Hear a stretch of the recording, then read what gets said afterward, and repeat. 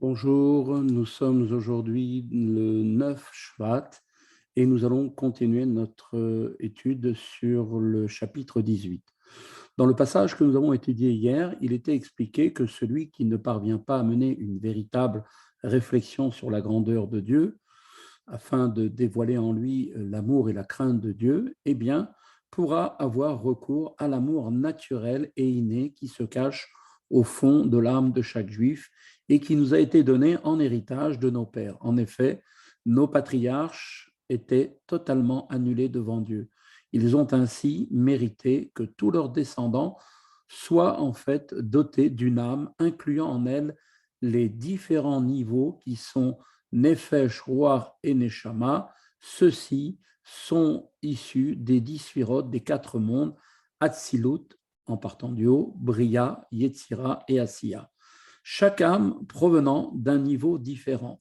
Néanmoins, même lorsqu'une âme provient de la sphira de Malchut, qui est en fait la dernière des 10 sphirotes, du monde de Asiya, qui est le monde le plus bas des 4 mondes, eh bien, cette âme-là, Malchut de Asiya, eh bien, elle comprend elle aussi en elle toutes les 10 sphirotes jusqu'à celle de Chochma, qui est la plus élevée de ce monde, la première des 10 sphirotes. En effet, la sainteté est en fait le royaume de l'unité, et donc de ce fait, chaque niveau comprend en lui tous les autres niveaux. Donc, dans Malchut de Asiya, il y a toutes les autres sphirotes jusqu'à Chochma de Asiya. Puis l'Admour Azaken a expliqué que dans la sphira de Chochma d'Asiya est revêtu le niveau de Chochma de Malchut de Hatzilut, le monde de l'émanation, dans lequel se trouve Chochma d'Atzilut, par le principe que toutes les sphirotes sont contenues les unes dans les autres. Et donc, puisque dans Malchut d'Atzilut se trouve la Chochma d'Atzilut, qui elle-même, Malchut d'Atzilut, se trouve dans la Chochma de Asiya, dans la Malchut de Asiya aussi, et c'est là que brille, donc, comme on le sait, dans Chochma d'Atzilut, la lumière infinie de Dieu. Eh bien, la lumière infinie de Dieu, par ce passage de l'enchaînement des sphirotes les unes en dessous des autres, va donc amener à ce que même l'âme d'un juif qui est d'un niveau, du 10e niveau, qui est la Malchut, du 4e monde le plus bas, qui est Asiya, eh bien, en elle aussi, par ce principe des vases communicants, eh bien, la lumière infinie de Dieu va se retrouver aussi dans sa sphira, qui est l'âme d'où émane l'âme de ce juif.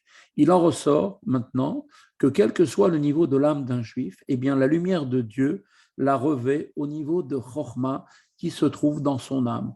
Nous allons voir maintenant, aujourd'hui, on va expliquer donc la particularité de ce niveau, et donc pour nous apprendre que c'est à partir de là que va donc se répandre dans l'âme tout entière ce niveau d'infini de Dieu, de la lumière infinie, et va donc la faire vivre. Iné Chorma imakor asechel ve'avana. Or, nous dit l'Admor Azaken, Chorma est la source de l'intellect et de la compréhension, dont l'émergence se produit dans la faculté de Bina. C'est-à-dire que Bina va permettre de dévoiler ce qui se trouvait déjà dans Chorma. Bina représente la faculté donc de comprendre, qui est donc celle de saisir une idée dans tous ses détails et dans toutes ses ramifications. Et donc, on peut voir que Chokhmah, qui est la source de l'intellect, eh bien, transcende même Bina, qui est elle-même est la faculté de comprendre et de saisir une idée. Ainsi, dans sa relation avec les facultés inférieures de l'âme, eh bien, Chokhmah présente ici deux aspects opposés. D'une part, Chokhmah est au-dessus et transcende complètement la compréhension. Elle transcende donc en fait les facultés inférieures de l'âme, comme donc nous allons l'expliquer un petit peu plus tard, et c'est cet aspect irrationnel qui lui permet d'être le réceptacle de la lumière infinie, puisque elle-même est au-dessus de toutes les autres et qu'elle n'a rien à voir avec les autres d'une certaine manière. Elle est au-dessus complètement de toutes les autres. Elle est donc en mesure d'être un réceptacle pour recevoir la lumière infinie de Dieu. Et d'autre part, Chokhmah est aussi, donc pour un deuxième aspect, la source de la compréhension. Et donc, puisqu'elle est la source de la compréhension, elle est donc liée aussi aux facultés inférieures que sont Bina, Chokhmah et ensuite les sphirotes émotionnelles. Ce dernier aspect donc de Chokhmah lui permet donc d'étendre ses effets dans l'âme tout entière, comme nous l'avons déjà expliqué précédemment, et dans cet état actif donc de s'exprimer même dans la pensée, la parole et l'action, qui sont les vêtements de l'âme, qui sont donc des modes d'expression qui sont donnés à l'âme, et qui, ces modes d'expression que sont les vêtements, sont inférieurs à toutes ces facultés de l'âme, c'est-à-dire à toutes les sphirotes, comme tout cela sera expliqué par la suite dans le chapitre 19. Vezeu lashon chokhmah, et le mot chokhmah souligne en fait sa nature, en fait, qui est une nature double. Chokhmah est composé des deux mots, koach ma, la faculté du quoi. Littéralement, ma en hébreu signifie quoi, la question. Comment, comme l'on s'interrogerait par exemple sur une idée qu'on ne peut pas comprendre en disant qu'est-ce que c'est. Ainsi, bien que Chokhmah soit une faculté intellectuelle rattachée donc de ce fait aux autres facultés inférieures, néanmoins, elle reste aussi une faculté qui ne peut pas être comprise et saisie par l'intellect aussi, donc elle est forcément au-dessus des autres, donc elle transcende toutes les autres facultés. Et donc, cette explication d'ailleurs du texte est une interprétation fondée sur un commentaire du rabbi, dans lequel le rabbi refuse la conception selon laquelle il serait question ici de deux niveaux dans Chokhmah. Ni le contexte, dit-il, ni le choix des termes par Rabbi Shlomo Zalman ne permettent une telle interprétation. La reine nous dit donc l'Admor Hazaken, et c'est la raison, c'est pourquoi, puisque Chokhmah souligne une nature donc qui est double, la faculté du quoi, donc une chose qui ne peut pas être comprise et saisie par l'intellect, eh bien c'est pourquoi, nous dit l'Admor Hazaken, Mitla Beshetba Or Ensof Baruchu, que la lumière du Ensof, béni soit-il, qu'aucune pensée ne peut saisir ni ne peut en être revêtue, comme c'est marqué, Delet Marshabat Fissa Beklal, eh bien, comme on le sait, les facultés dont la fonction est l'intelligence et la compréhension ne peuvent absolument pas servir de réceptacle pour la lumière du Ensof. Pourquoi? Eh bien, parce que l'intellect lui-même ne peut pas saisir ce qui est insondable, ce qui est l'inconnaissable. Seule la faculté de Chokhmah, qui est elle-même au-delà de la compréhension, peut recevoir cette lumière. Velachem kol Israël afilu anashim ve'amei haaretz em ma'aminim b'Hashem. Et c'est la raison donc pour laquelle tous les Juifs, même les femmes et les ignorants qui n'ont aucune compréhension de la grandeur de Dieu, croient en Dieu de manière ferme. Et comme il est dit, chez Mouna ilmala mina dahat vasaga. Pourquoi? Eh bien, pourquoi croit-il en Dieu?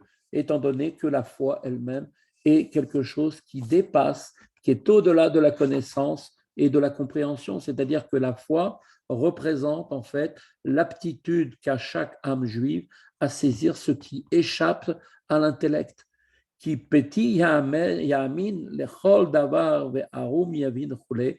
Car comme le disent les Écritures, comme c'est marqué dans les Proverbes, Proverbe 14 du chapitre 14, le sot croit tout et l'homme intelligent, lui, comprend.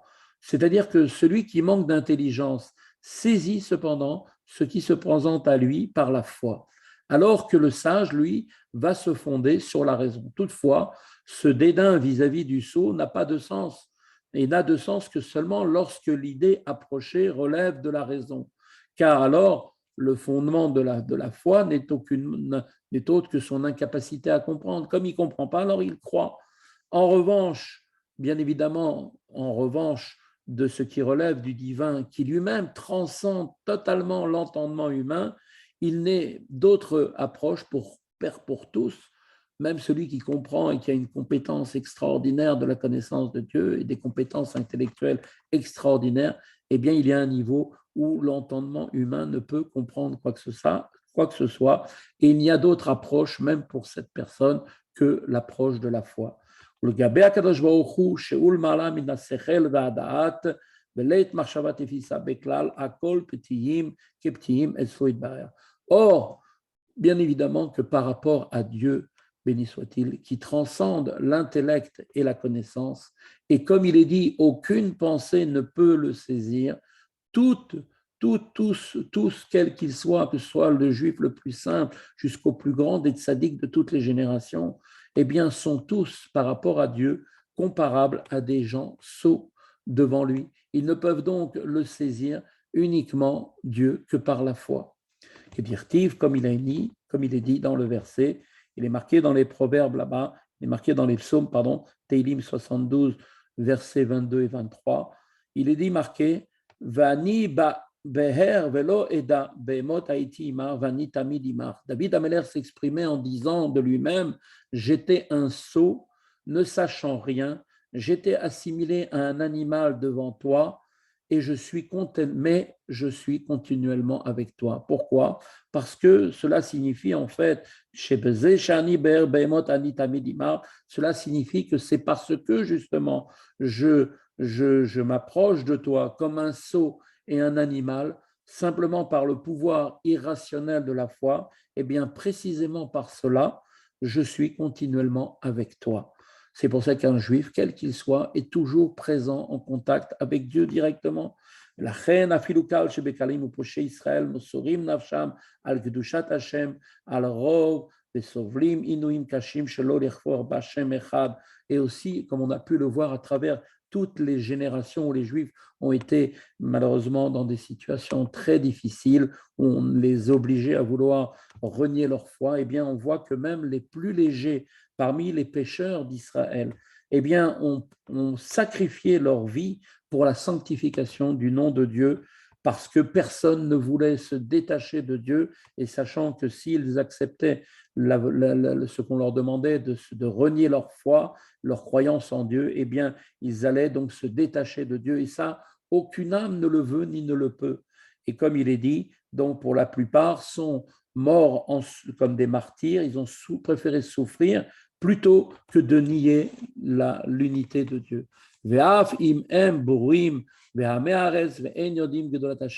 Et on voit que cela a concerné même des gens qui étaient des ignorants, des gens vraiment rustres, qui ne connaissaient pas du tout la grandeur de Dieu. Ils ont pourtant, au moment où on a remis en cause leur foi, ils ont préféré mourir que d'abjurer. וגם במעט שיודעים אין מתבוננים כלל ואין מוסרים נפשם מחמת דעת ותבונות בשם כלל. Et même le peu de connaissances qu'ils possèdent, ces gens-là, n'est pas la source de cette inspiration, car en vérité, à ce moment-là, ils n'y réfléchissent pas. Leur sacrifice de soi ne résulte aucunement de la connaissance et de la méditation sur la grandeur de Dieu en aucune commune mesure. Et là, beli shum da'at udvunot rakilu ou davar sheyefshar klal ikfor b'shem echad. Plutôt, en réalité, ces gens sont prêts à faire don de leur vie sans aucune connaissance ni réflexion, mais comme si c'était pour eux quelque chose d'absolument impossible d'abjurer le Dieu Echad, le Dieu unique. Et cela sans aucune capacité de l'expliquer d'une manière raisonnable, sans aucune raison ni aucun argument rationnel. Si donc le zèle d'une personne prête à donner sa vie et motivée par la raison, eh bien, le bénéfice et les frais de l'acte seraient au préalable sous-pesés. C'est-à-dire qu'il y aurait une recherche, savoir si ça vaut la peine ou pas. Mais là, quand on arrive au principe même de la décision de se sacrifier, eh bien, se sacrifier, donner sa vie pour Dieu, cela n'est fondé sur aucun argument rationnel. Il résulte donc de tout ce que nous venons de dire, que c'est en fait une résolution de la personne qui elle-même accepte de mourir s'il le faut, et cette acceptation, cette résolution, eh bien, elle transcende totalement l'intellect et exclut toute autre alternative, puisque c'est uniquement donner sa vie qui est l'essentiel à ce moment-là. Et